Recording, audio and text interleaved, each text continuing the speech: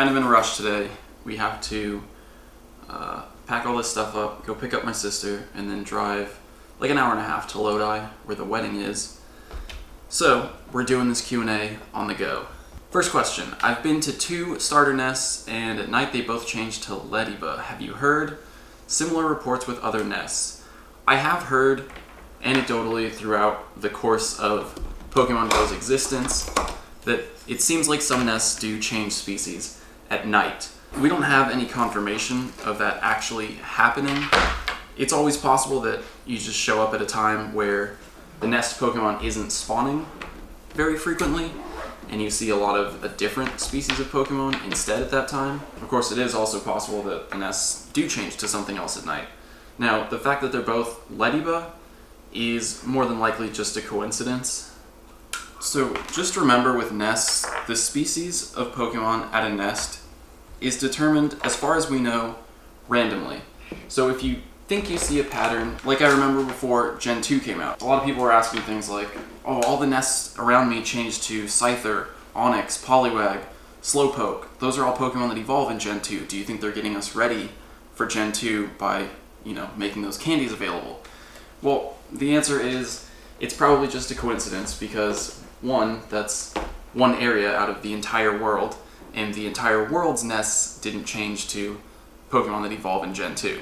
So just remember, if you think you see a pattern, more than likely it's a coincidence, but we are going to look a little bit more into these changing nests based on time of day. So if anyone knows of any in the LA area, or anywhere in California, I'm willing to take a trip for it. Let me know, give me some evidence so I don't show up blind.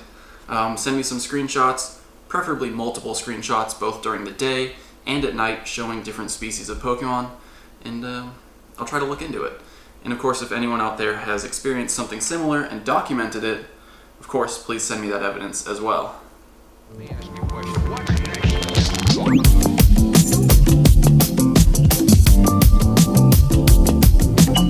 Instead of schlepping all our stuff up and down San Francisco hills, I'm just gonna go pick up the car, bring it closer. The thing that scares me about having a full bag all the time is that I might miss out on an evolution item drop. So I'm just constantly tossing Pokeballs. 7-day, oh, I forgot, it's day 7 today. Is this where I parked? Nope. Next one? Actually, I think I'm a block over. So at the end of the day yesterday, I was wondering why I hadn't hatched any eggs. I opened up my eggs to check my progress. Turns out I didn't have them in incubators all day. With all the walking we did, I definitely could have hatched quite a few of these. But that brings me to the next question, which is, with the recent discoveries about eggs, do you still recommend using the Infinite for 2Ks only? And the answer is yes, absolutely. Always use your Infinite incubator for 2-kilometer eggs. And the reason is simple math. Let's say you use your Infinite incubator on a 10-kilometer egg.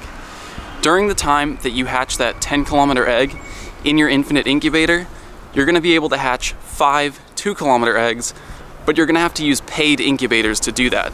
That's 5 uses of an incubator while your Infinite is hatching 1 egg.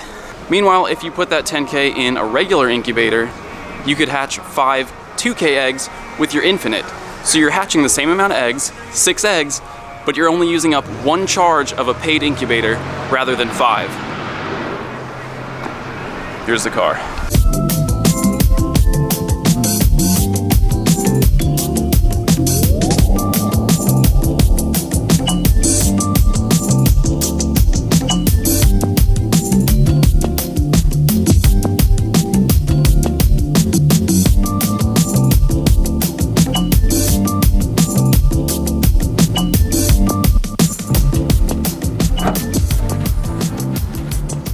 Checked in, it turns out like my entire family is staying at this hotel.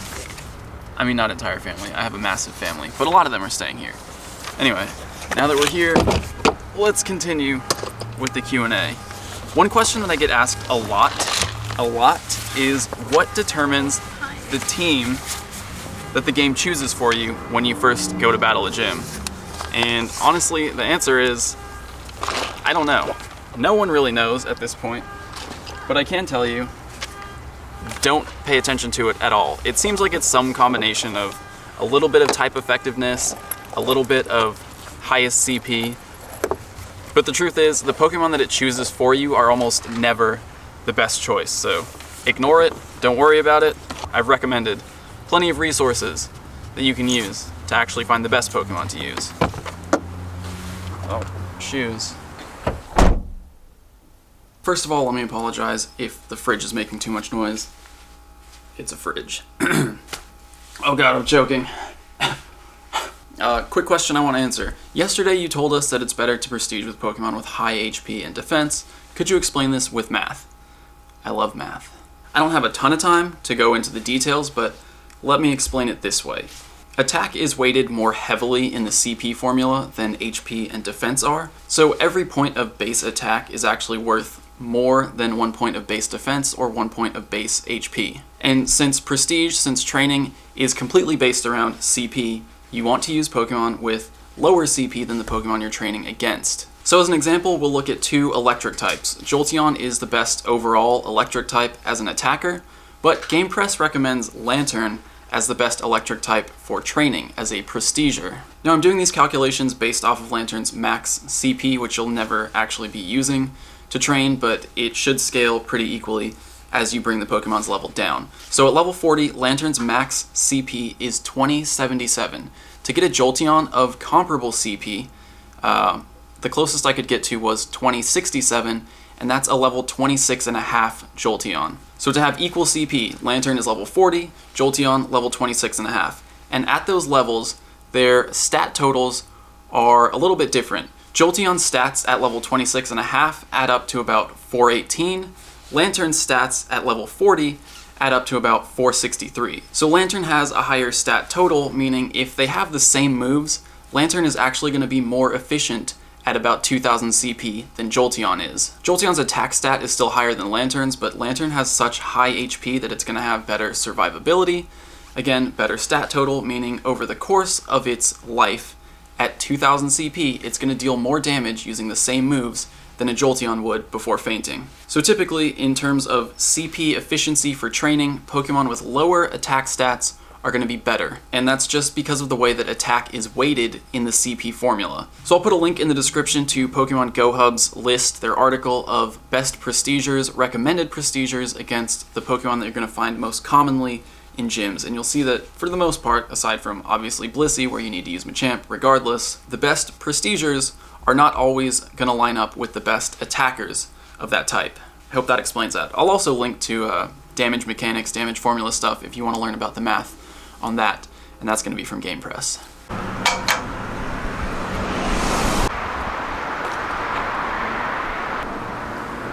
I've been getting a lot of questions about Save Your Candies. What does it mean? Was it related to a St. Patrick's Day event? We found out that it wasn't. Will it be related to an Easter event? Who knows? Is it related to the gym rework? It could be, but the truth is I'm pretty much done saving my candies. I would probably be doing evolutions today if this was a regular Q&A, but at this point I'm not really willing to limit my Pokemon Go experience in anticipation of something that may or may not even be coming at any point in the future. I sort of said the same thing about the gym rework and how I don't really feel like battling gyms until the rework happens because in its current state it's really not that great. But the truth is, it was fine beforehand. Obviously I had my complaints about it, but knowing that something better is coming sort of ruined the present state for me. So that's it. From this point forward in Pokemon Go and in life, I'm not going to limit what I'm doing in the present in hopes that something better comes along in the future. So by all means, continue to save your candies if you like to, but for me, I'm pretty much just erasing that from my memory because we really have no idea what it means or when it's going to happen or if it's going to happen. Okay, I have time for one quick question before we actually go. The question is, can you see me? I always do this. Should Niantic create their own Pokemon outside of existing generations? And the answer is, that's probably never going to happen. No new Pokemon have ever been introduced outside of the main series games. They're always introduced through new generations. They might make short appearances in other games in the anime, in Pokemon movies, but they always get introduced as generations in the main series, so it's possible that in the future, if Pokemon Go survives, we might get a little preview of new Pokemon in Pokemon Go before they actually get released in the main series, but I don't think Niantic will ever have the free reign to create their own Pokemon. Sorry. Also, one more question. What kind of camera is Cassie using? It's this. It's a Sony a5100. It's got the selfie screen, but can't put a mic on it.